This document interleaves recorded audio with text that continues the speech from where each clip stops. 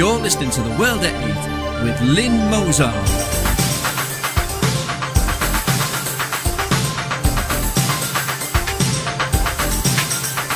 The World at 8, the number one in nationalist news.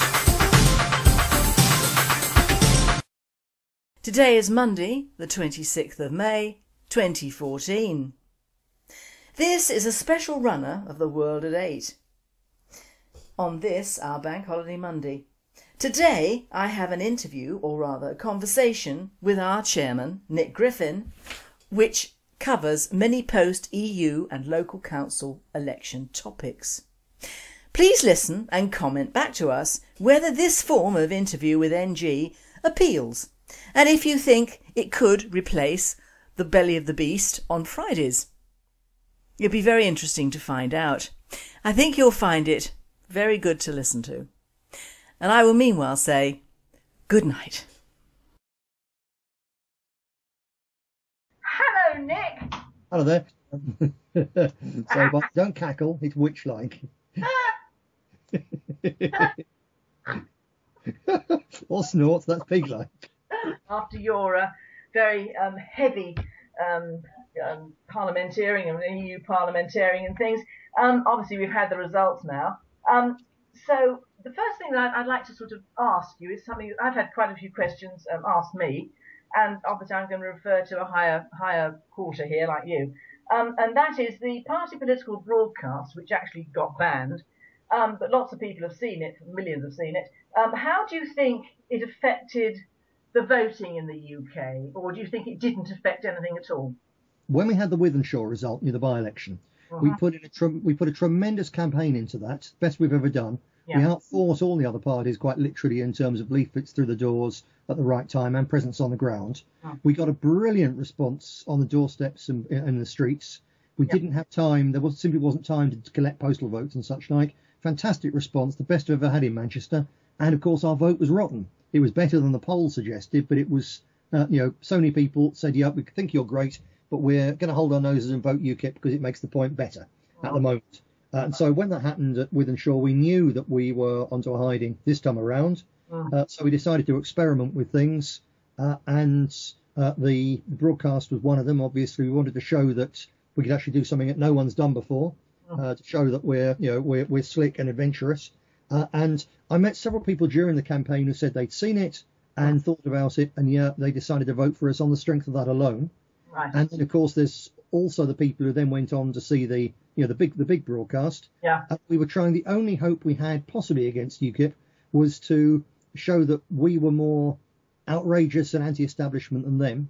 Right. So we made that broadcast knowing to get banned, because if the media had done the natural thing and picked the story thing and picked up on it and promoted it, we would have had something completely different. If the fact the BBC had banned it had been publicised, that would again have been very, very different. On the Andrew Neil Politics show, the Daily Politics, they showed a clip of it, and that sent our website into overdrive over the next few hours on the scale of the broadcast itself. Basically, nobody watches party political broadcasts anymore, and you have to do something to get to get noticed. So that's what we're doing there, and I think that it's still clocking away. It's clocking up views. Yeah. And it'll carry on clocking up views over the next year or so. It'll keep on attracting people, and some of them will recruit for the next couple of years, because it was very, very unusual. Yes, true it was. The Labour actually did try and do some sort of a cartoon, but they did it with it was human. It was a film done rather like a film noir, which actually was fairly clever. I must admit, it was clever. They're a very slick machine, the Labour Party. They really are. They certainly are. They certainly, that was actually quite good, even though I can't stand Labour. And they do. Yeah, sure, indeed. Of course, the thing to remember is, while we took a hiding in the European elections as expected, we took on a full-scale Labour and Tory campaign team to take the seat in Pendle, and we held that seat. So Brian Parker's our first ever councillor elected, I think, for 3 terms. He is a great councillor, but he was elected very firmly as a BNP councillor on national as well as local issues. And we, as I say, the Labour Party were trying to win that seat. They were so confident they had their lead candidate from the whole North West and the Daily Mirror in there 2 days before poll, and they actually ran a story about how they got us out. So we held that seat. So we can, in the right circumstances, as long as we've got not a huge team, just quite a sensible sized team, which follows the advice which we've learnt over the last couple of years, the things we've learned to do, then we can take them on and we can beat them in a full-on election. It's the first seat we've won for 3 years. We would have won in Maryport if they hadn't cheated and stolen our votes back late last year in the county council seat. But we took them on, we beat them, and it shows we can do it, and we will go on and do it again. Yes. Now, actually, that leads into the other question I've got, and that is, were you surprised on the EU results in the UK with UKIP? Obviously, you weren't surprised. I don't think anybody was surprised, to be quite honest. I think we all expected it. But the one I'm referring to is, of course, not the UKIP one. It's the far right one in France and Austria and Greece. Yes, indeed so. They're very much different beasties. Basically, the Greeks and of course the Germans, I believe, won a seat as well. The NPD. They good. Yeah. Yeah, they're very, very close to us and very, very similar. The Front National, sadly, is much closer to UKIP nowadays than it is to us. But as with the FPO in Austria, similarly, we're all called racist by the far left. We're all called even fascists. Yeah. And in the end, the important thing is that the voters are voting for what they think is the same thing. And it's a good sign. I'm even pleased. I'd rather, although the fact that UKIP took so many votes from us, I'd rather that people are voting for them than voting Tory or Labour, because although they won't deliver, although it won't change anything, it's broken the political mould. And when people change once, they can change again. And it's sent a ferocious message to the political elite through Europe. They will think about it for 2 or 3 weeks and then they'll forget it and convince themselves they can carry on business as usual. So it won't change anything, but it's a sign that there's going to be change in due course. Because I think the important thing is that Greece is the important one, where a proper radical nationalist party has made a big breakthrough. But of course, the difference between Greece and, say, here or even France is they've had and are still in a terrible financial crisis. Oh, indeed. And Britain's financial crisis is still to come. Indeed. But come it will. And I can tell our listeners that in this campaign, I've never had a better response, personally or to party literature. Virtually all our activists say that all over the country. Yeah. The fact it hasn't translated into votes is an external problem for this time, and potentially this time alone. Yes, I think rather what you said on your address on the website last night, I read, echoed the one thing that I'd actually put in the World at 8 on Friday, and that was the fact that we didn't need to win, really, because we had affected, our policies have changed the face of British politics forever. Yeah, absolutely, because it was, it was a taboo, it was banned, and the BBC boosted UKIP first to block us, and then with the great idea of tearing the Conservative Party vote apart, which it may well, but it also now threatens the Labour Party as well. They've added to the woes of the Lib Dems and finished them off for a generation. So the law of unintended consequences, Lynne, and they've let loose, they've rubbed the lamp and they've let the genie out. And while UKIP itself won't deliver, Lord only knows what is going to come from the raised and in due course dashed hopes. And best of all, I think, the hundreds of thousands of people who previously weren't interested in politics, who are now looking on the internet, self-radicalising themselves with genuine nationalist views. They think they're UKIP now, they won't be in 6 months' time. Exactly. I think you're quite right there, Nick. I echo that completely. Because mainly all this so-called adverse publicity given by the media to UKIP about being racist, I mean, they are not racist at all. And they're actually pro-immigration. It's just they're not pro-immigration from the Eastern Europeans. They're pro-immigration from the Third World. Yeah, sure. Which is, and when people, a lot of people are upset about the Eastern Europeans, and quite right too. They're taking people's jobs and so on. But to an extent, that upset is a bit artificial, because the media have allowed that anti-immigration sentiment in a way that they wouldn't, for the Third Worlders, because there's because of the white guilt complex thing. So it's a sort of licensed racism, and it's not really very deep. In the end, they shouldn't be here in huge numbers, but in a generation they'll have simply vanished into our population apart from the surnames. Whereas when you read, and if you've seen the papers today, that even Al-Qaeda in Syria have said that the British jihadists, hundreds and hundreds of them, are the most bloodthirsty of them all. Yes. And there's young British-born Pakistanis and such like Somalis out there in Syria at present, beheading and crucifying people quite literally, and Yes. they're going to be coming home. And Nigel apparently is happy to have people like that standing as a candidate, because the UKIP candidate in Walthamstow, Mr. Farouk, who was caught on Facebook attacking the Remembrance Day poppies, was allowed to stand for UKIP when the few candidates who made slightly impolite racist jokes on Facebook, of course, they were kicked out immediately because they're white, they're English, they're not allowed to make mistakes. Yes. So we'll see how Mr. Farage deals with the immigration problem when, if we get a few warm weeks this summer, it all blows up in their face. Yes, I think it's one of those things, Nick. I think you're quite right. I think it's either going to blow up, or it's going to be simmering for a year or so, and then it'll blow up. Yeah, guaranteed, I'm afraid. Don't say that with any pleasure, because they'll find a way to blame us, and it'll be our people who suffer, and our voters who suffer. Yeah. So when some idiot kicks off a real confrontation, and it'll be a struggle to pick up the pieces, but we'll be there to try. It will indeed. Now, where does this actually put the British National Party next year in the general elections? Will we actually go hell for leather, or will we just sit back and wait? I think we have to debate and think about that. Right. I know that there's a train of thought, which is that Mr. Farage will decide if by chance, and Mr. Cameron as well, if the Tories are so spooked by what's gone on, which they should be, that they actually reach a pre-election agreement, then we'll be standing as the only radical alternative to the whole lot. If, on the other hand, the deal between UKIP, the open deal between UKIP and one or other of the established parties doesn't happen until after the election, then it means the election would be a fool's errand for us. And we will certainly fight to an extent. But I think there's quite a lot to be said, and we've not decided yet. There's quite a lot to be said for concentration and training people in just a few places, and not overstretching ourselves, because, again, it won't be our election. I think more important, there'll be local elections next year, and again, even harder to win in a national turnout. But perhaps we can do that. Perhaps there's something to be said that although we think a referendum would be rigged, and so on, and it's really rather farcical. It's better Indeed, they have one at all. Yeah, it's better than not having one at all. But perhaps we should go along with that and not get too much in the way.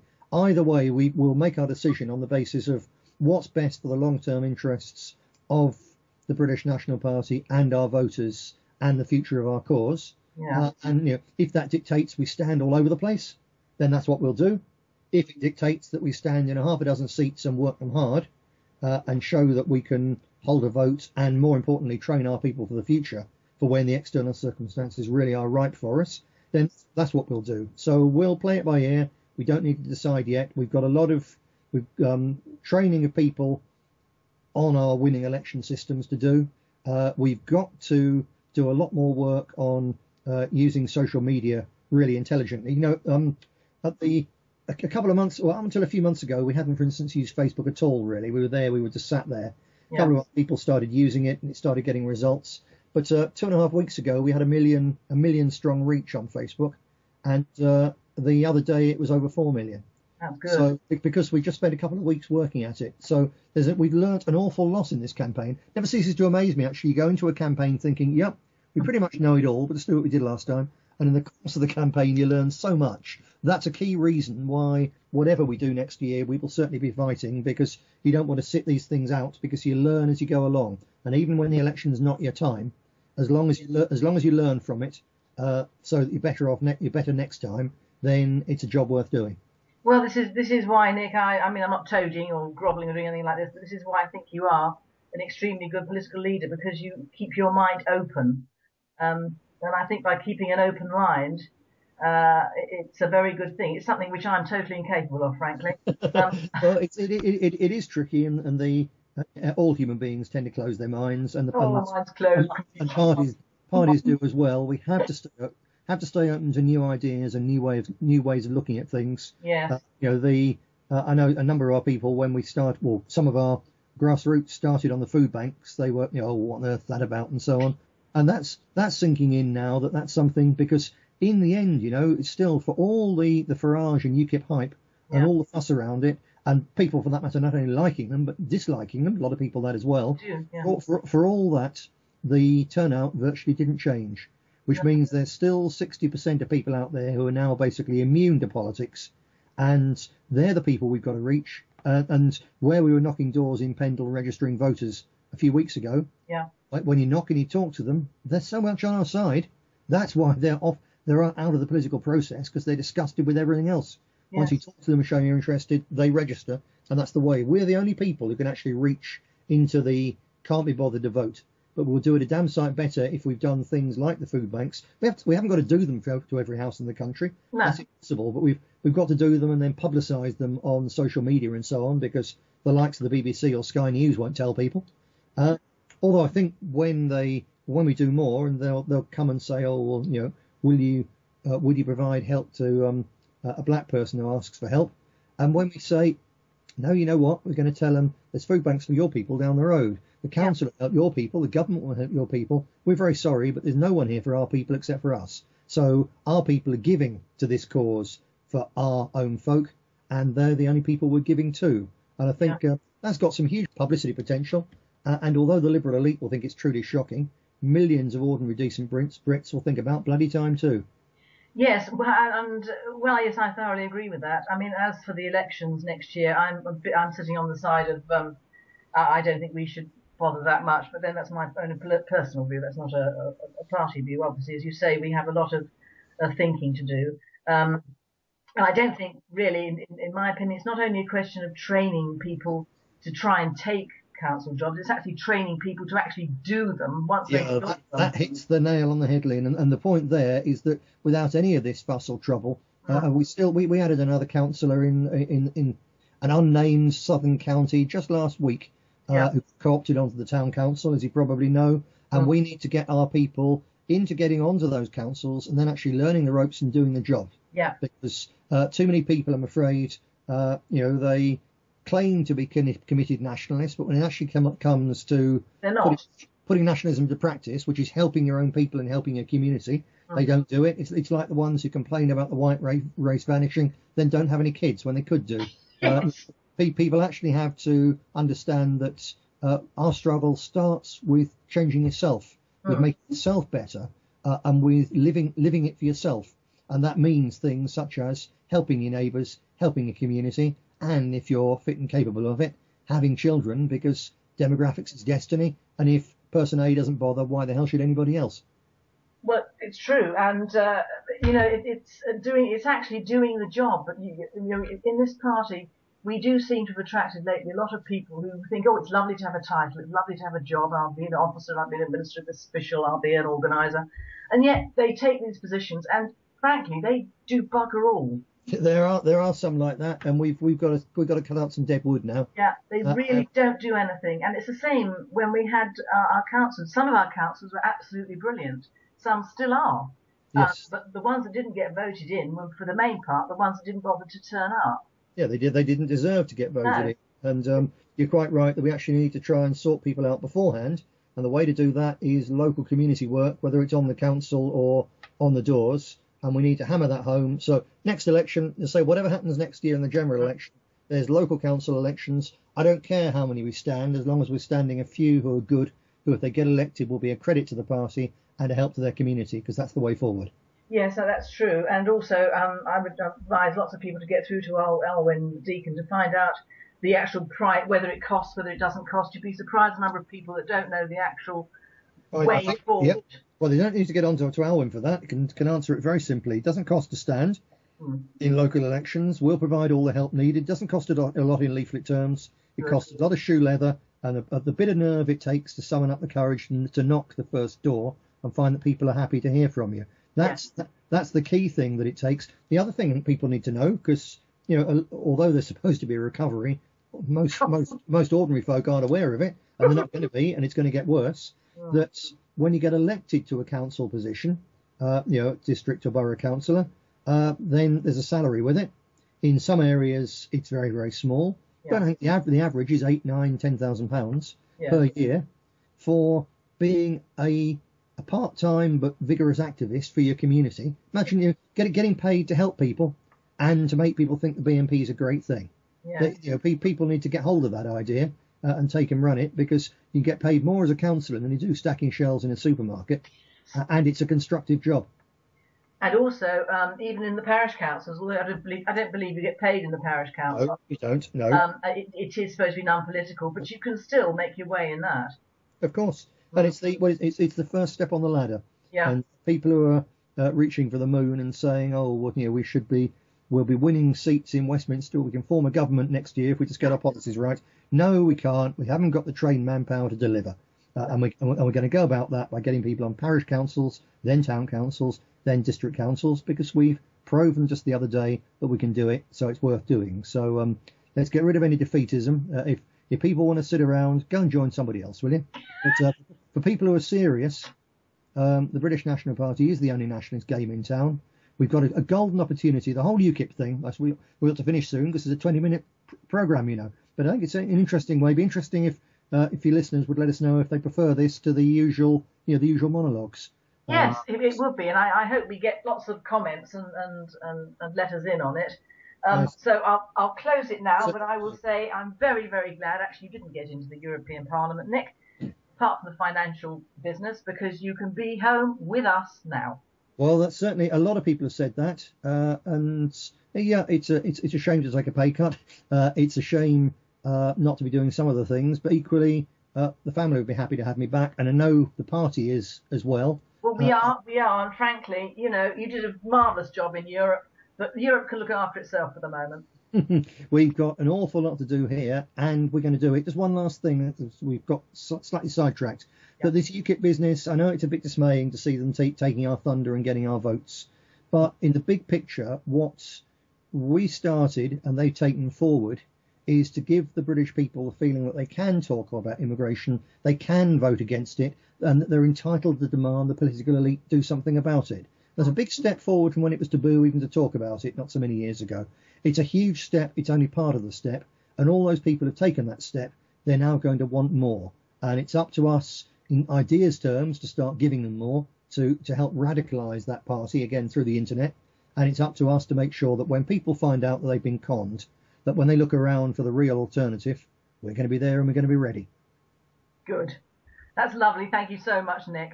Okay, then. Good talking to you, and have a good week for you and all our listeners. I'll speak to you again soon. You will indeed. Bye-bye, Nick. Bye.